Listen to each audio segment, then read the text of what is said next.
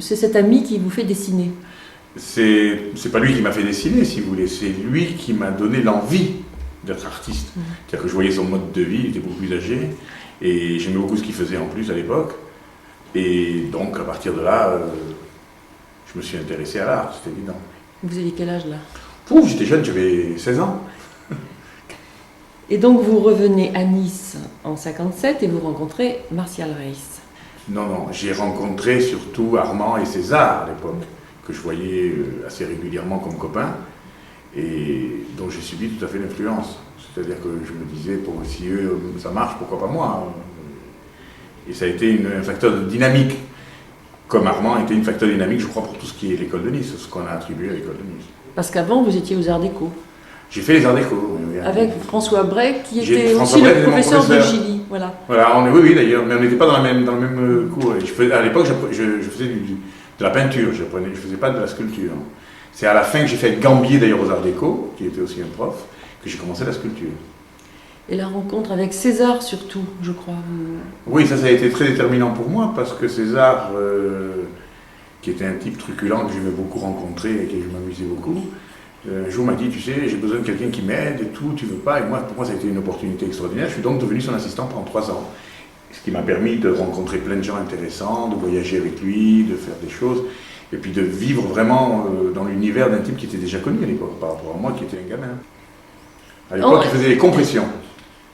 Et d'ailleurs, j'allais avec lui, quand il était arrivé à Nice, c'est moi qui l'ai amené chez les ferrailleurs à l'époque, pour qu'il voit les premières machines pour pouvoir faire ce qu'il avait envie de faire ici, qu'il voulait faire comme à Paris ou à Villetaneuse. C'est-à-dire que le relax, c'était un endroit où on se réunissait, il y avait les gens des wagons, etc.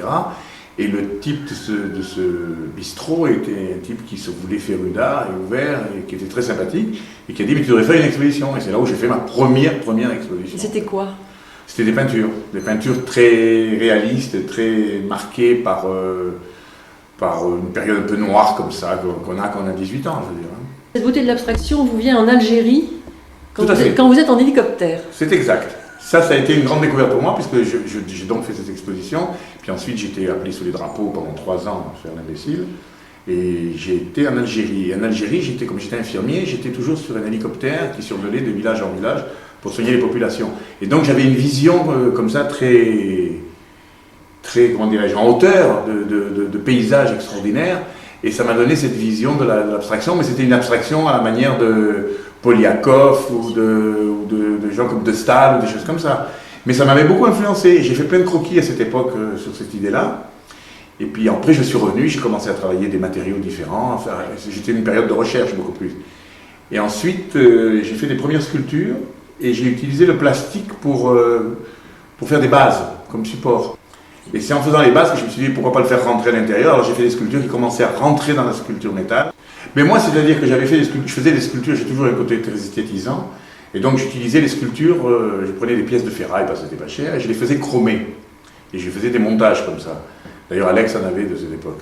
Et je me servais de plastique comme base. Et puis un beau jour, je me suis dit pourquoi pas faire rentrer la base dans la sculpture. Et alors, j'ai commencé à faire des sculptures dans lesquelles il y avait des bases qui devenaient des éléments qui rentraient à l'intérieur des sculptures. Et puis par la suite, je me suis dit pourquoi utiliser d'autres matériaux et pourquoi pas utiliser le plastique directement. Et c'est là où j'ai commencé toute une période sur le travail du plastique et du plexiglas en particulier.